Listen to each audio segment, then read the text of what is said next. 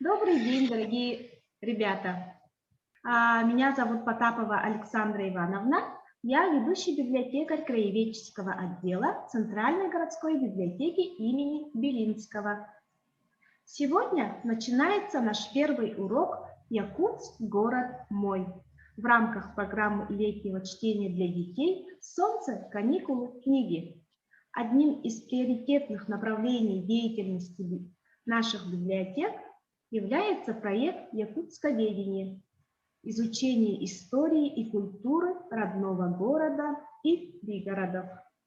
И сегодня тема мероприятия «Прогулка в прошлое Якутска», с которым нас познакомит гость нашей встречи Виктор Борисович Борисов, методист исторического парка «Россия. Моя история города Якутск», краевед, отличник культуры и молодежной политики Республики Саха-Якутия. Виктор Борисович, пожалуйста. Здравствуйте, дорогие дети. Сегодня мы совершим небольшое путешествие по городу Якутску. Извините, меня не видно из-за с камерой что-то случилось. Мы посмотрим сегодня на здания, которые сейчас существуют, старинные здания города Якутска, которым 100 и более лет, а также немножко познакомимся с их историей, с историей города Якутска. Ну, давайте начнем. Якутск был основан как крепость в 1632 году сотником Петром Бекетовым, далеко от нынешнего места, на правом берегу реки Лены. Это примерно в том месте, где сейчас расположен Соткинский наследник у Салданского улуса. Там находится музей под открытым небом «Дружба», созданный писателем Сооруном Омолланом. Вот. Острог – это деревянная крепость, вот такая, с башнями, со стенами. В ней удобно защищаться. Также служивые люди здесь хранили пушнину, которую собирали с местного населения и отправляли в Москву. Вот. Здесь находилась изба начальства острога, также здесь была тюрьма для заключенных, также здесь были различные склады и вот различные дома различного значения. Сотник – это чин в армии, офицер, командой которого сотни человек. Петр Бекетов был сотником. Вот. В начале 20 века, уже 100 лет назад, осталось несколько башен и часть стены вот этого острога. Вот эта фотография.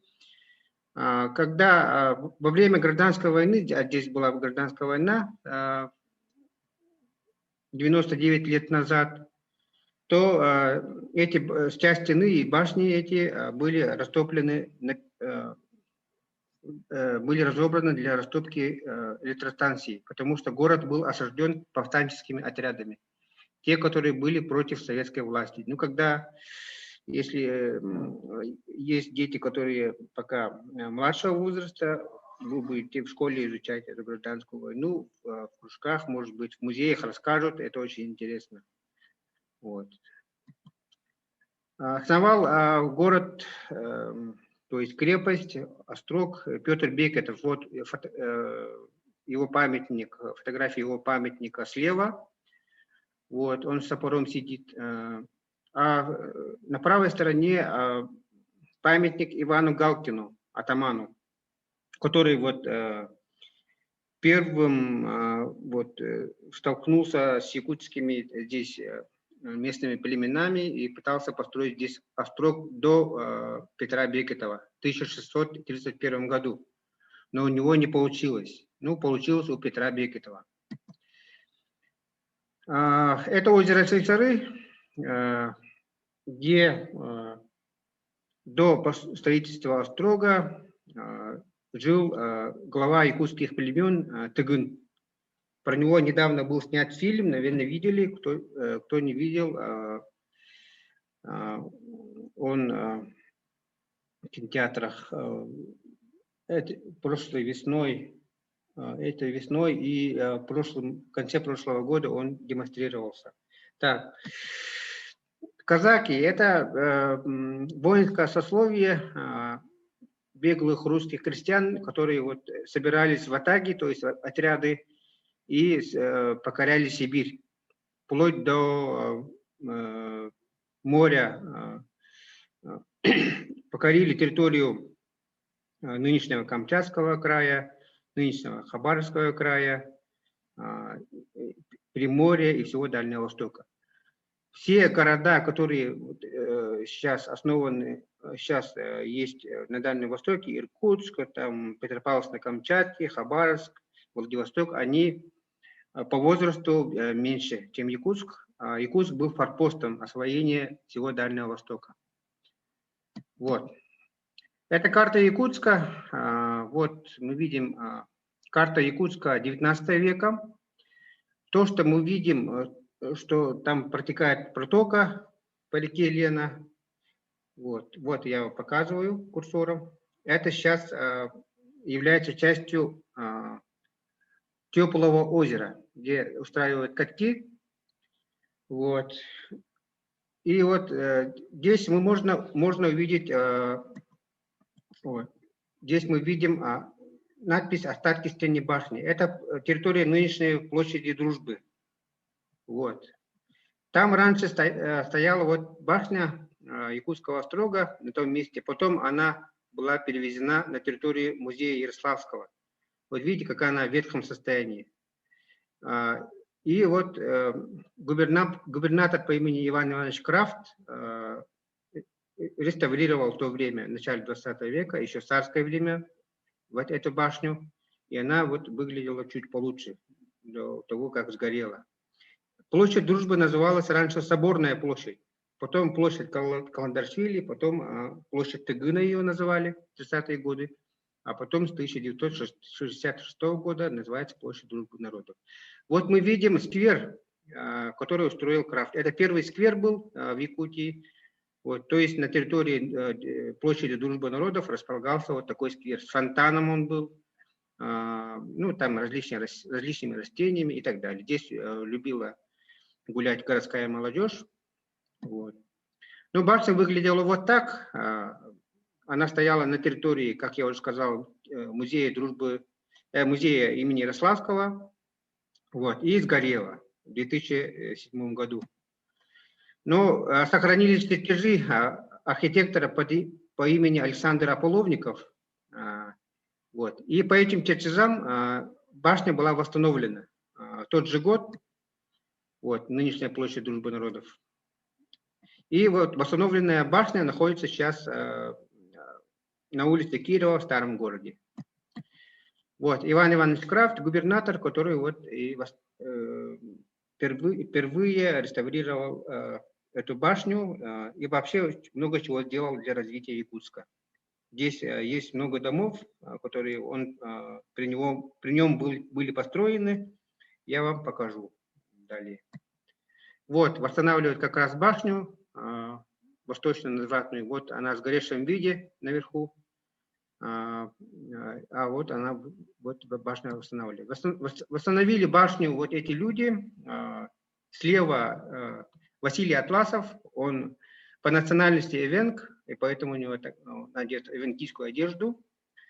Справа наверху Эрнст Алексеев, известный строитель, мастер по дереву, он проживает в Татинском устье. И внизу Андрей Высоких, предприниматель, краевед.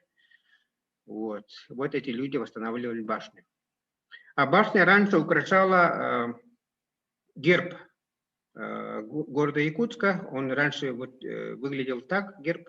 Сейчас он выглядит совсем по-другому. То есть орел черный, да, держит в руках соболя. То есть в когтях соболя. Так, идемте дальше. Опять возвращаемся к карте. Там, вот показываю курсором, написано Никольская церковь и скобки кладбище. Почему именно там кладбище написано? Потому что на территории церквей хоронили людей. Обычно церковнослужителей, служителей церкви и просто прихожан и так далее. Вот Никольская церковь вот так выглядела в царское время. Сейчас она выглядит вот так. То есть она ничуть не изменилась, стоит на том же месте, где стояла. Так. Называется церковь Никольская, и вот именем святого Николая, чудотворца, который жил в Малой Азии, на территории нынешней Турции. И вот был таким добрым человеком, который просвещал людей, был хорошим рассказчиком, лектором и вообще вот такой хорошей души, светлой души человек. Его церковь причислила к святым. Вот. Построили Никольскую церковь на средства купца Ивана Шилова. Вот это якутский купец, то есть он жил в Якутске, и он пожертвовал денег на строительство этой церкви. Идемте дальше. Так, у нас мы видим вот здание, вот показываю опять курсором, написано Куржала, вот здесь, четырехугольник, обозначающий торговый дом Куржала. Он выглядел вот так раньше. Он сейчас есть в старом городе, вы знаете, да, Куржала? Куржала, он от слова «куржить». Почему от слова «куржить»? Потому что магазины в Куржале располагаются по круговому принципу, да, вдоль стен. Они до сих пор так располагаются. Во время гражданской войны здесь даже прорывали бойницы для обороны от повстанцев. Когда повстанцы начали бы наступать на Якутск, то люди бы оттуда отстреливались. Ну, вот такое время было. На площади Ленина, на нынешней площади Ленина, раньше стоял вот такой четырехугольный дом, большой, гостиный двор назывался. Вот. Большая улица, вот здесь, которая написана, это улица, нынешний проспект Ленина, Преображенская улица, полицейская улица, это улица Ярославского, Соборная, Собранская улица, это улица, нынешняя улица, улица Орджоникидзе называлась Казарменная, а Собранская, вот, посмотрите-ка литературу, это очень интересно, название улиц смотреть. Вообще, тогда, в царское время, улицы назывались по-другому. А почему они сейчас так называются? Потому что, ну, например, Большая улица, да, проспект Большая улица, проспект Ленина, сейчас раньше Большая улица называлась, потому что советские власти раньше давали уже, когда власть переменилась, в их пользу, название своих лидеров на улице, например, улица Ленина. Вот, площадь Ленина выглядела вот так раньше. Когда снесли этот гостиный двор, он был пустой. А сейчас там фонтан, да, есть. И сбоку, вот с левой стороны, дом правительства номер 2. Вот Ленин, Владимир Ильич, он был глава большевиков. Большевики – это партия, которая хотела, чтобы все были равные. То есть, чтобы не было богатых и бедных. Вот. Ну вот, некоторое время наша страна жила под властью большевиков, 70 лет. Я вот в детстве рос под пропагандой, советской пропагандой, был пионером. Вот. И в Советском Союзе были хорошие и тоже негативные стороны тоже были. Но в основном, конечно, я тогда был ребенком, и у меня вот светло-радужные воспоминания о Советском Союзе остались. Так, идемте дальше. Вот, опять курсором показываю. Вот здесь написано слово «кладбище». Вот. Это территория нынешнего гостиницы «Азимут». Там раньше стояла вот, Иоанна Предтеченская церковь. И вот там тоже были кладбища, да. Вот. Церкви этой сейчас нету. Она была разрушена. Так, дальше. Вот. Идемте дальше. И вот видим, что здесь написано Спасский монастырь. Кладбище опять написано. Здесь была большая территория Спасского монастыря, мужского. Вот фотография Спасского монастыря. Видите, какое место занимает, такое большое. Здесь были... Монастырь – это почти государство в государстве. Это организация с единым уставом. Там. Женщин туда не допускали, только мужчины были, поэтому мужской монастырь называется. Спасский мужской монастырь. От Спасского мужского монастыря остался один дом. Вот, узнаете, наверное, да? Дом сейчас занимает музей имени Ярославского, Емельяна Ярославского. Это был дом раньше Спасского мужского монастыря. Архиерейские покои. Но они под архиерейские покои в них архиерей не ночевал, не жил. Архиерей – это один из высоких санов православной церкви. Дом не был достроен просто, и в советское время его достроили и передали музею.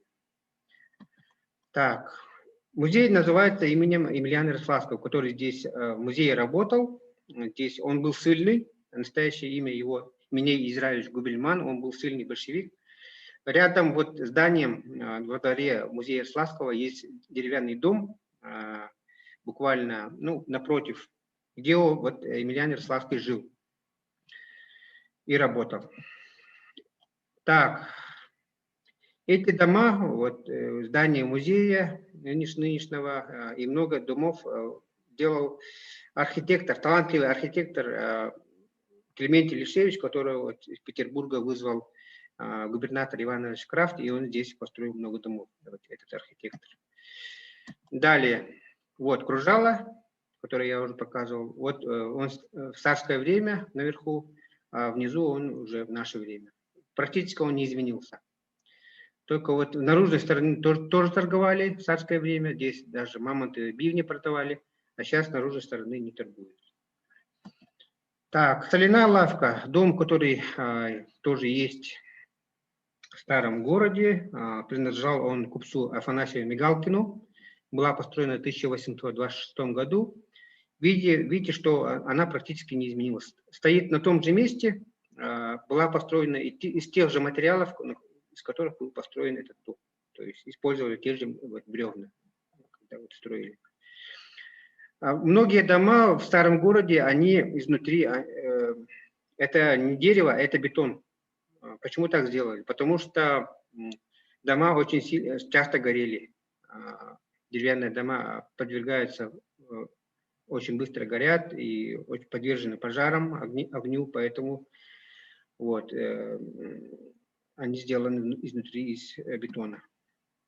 Есть также дом в старом городе, где жил Максим Кирович Амосов, один из отцов-основателей якутской и советской автономии. Здесь он жил, но он здесь не один жил. Он здесь жил с другими семьями, то есть это было общежитие. Здесь сейчас есть музей имени Амосова, там его личные вещи есть. Можете зайти посмотреть. Там же есть интересная вот парта тогдашняя, того времени, 20-х годов, 40-х годов. Можете зайти. Очень интересный музей. Так, напротив этого музея стоят вот дома. Они практически не изменились. Вот. Эти дома были вот, фирмы наследника Кушнарева. Кушнарев Апексин был известный купец, который жил в Якутске, более с миллионным оборотом, миллион рублей. Миллион рублей тогда был, в начале 20 века, это были очень большие деньги. И когда он умер, его сын и супруга с дочерью основали вот фирму наследник Кушнарева, построили вот эти дома, в них работали. Сейчас в этих домах располагается фирма Майтона, международная фирма по созданию компьютерных игр братьев Ушницких. Вот.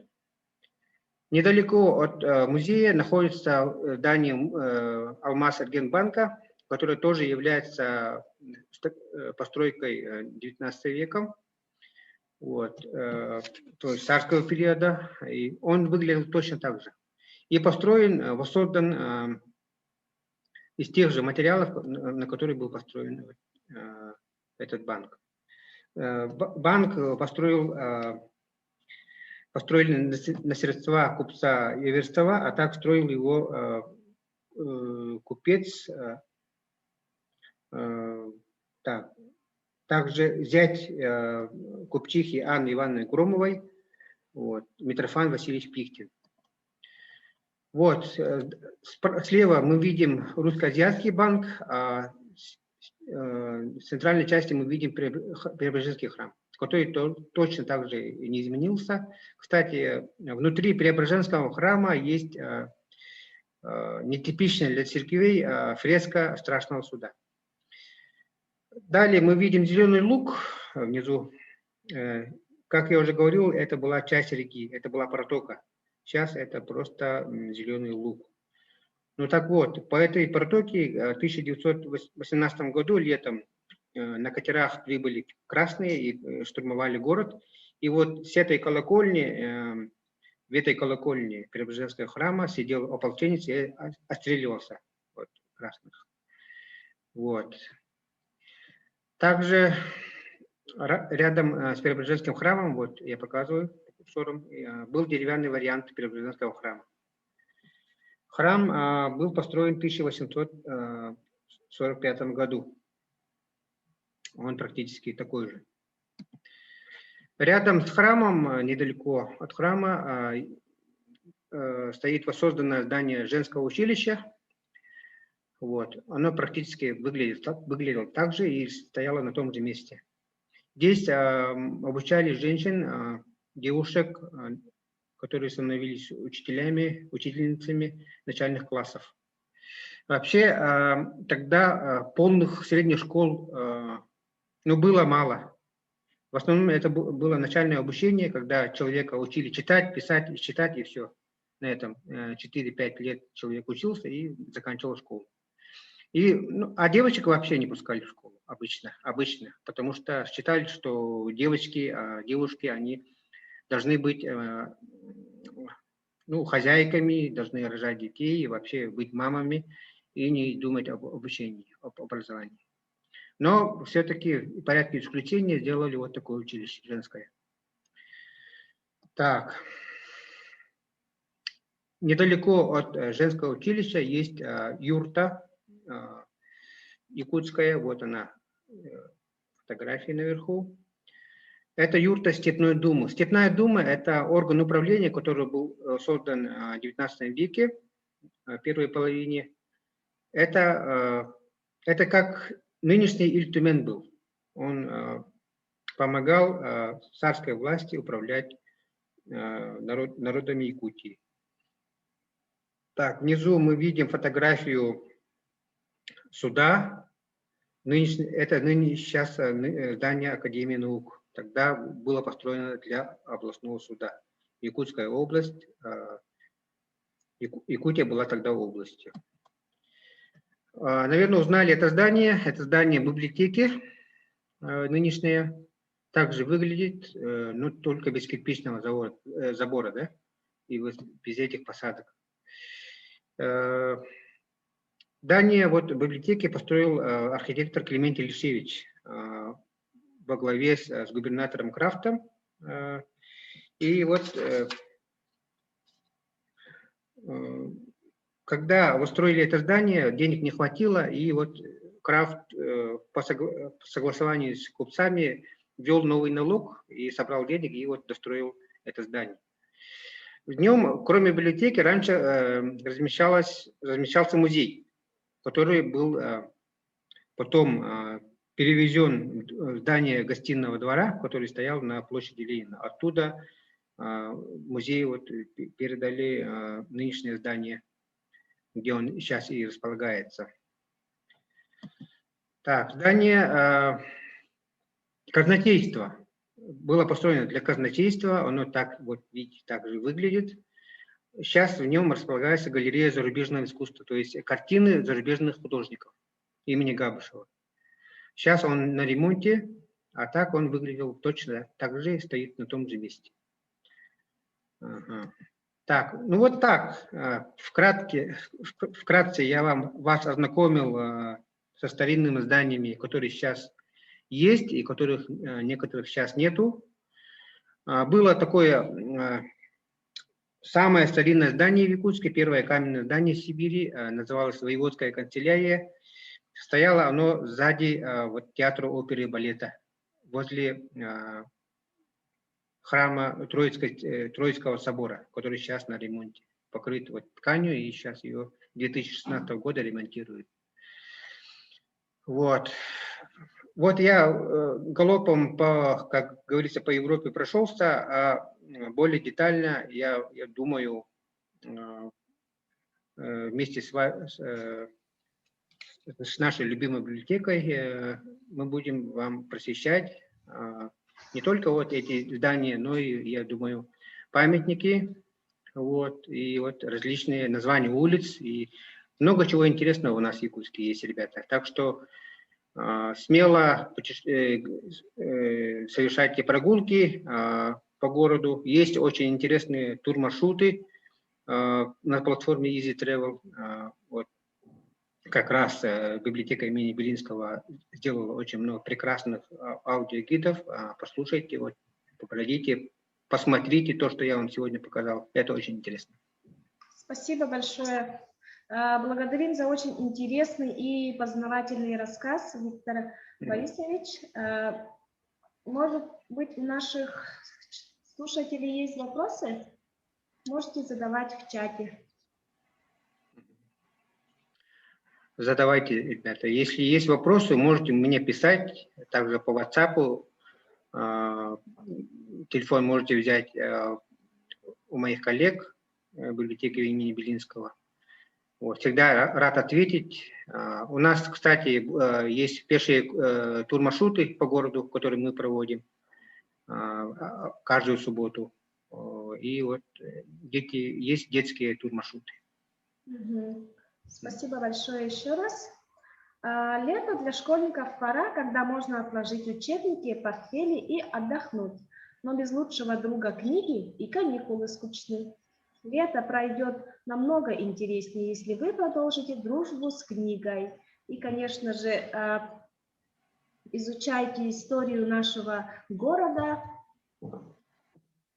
На этом наша встреча завершается. Всем спасибо большое за внимание. Ага, тут поступил вопрос.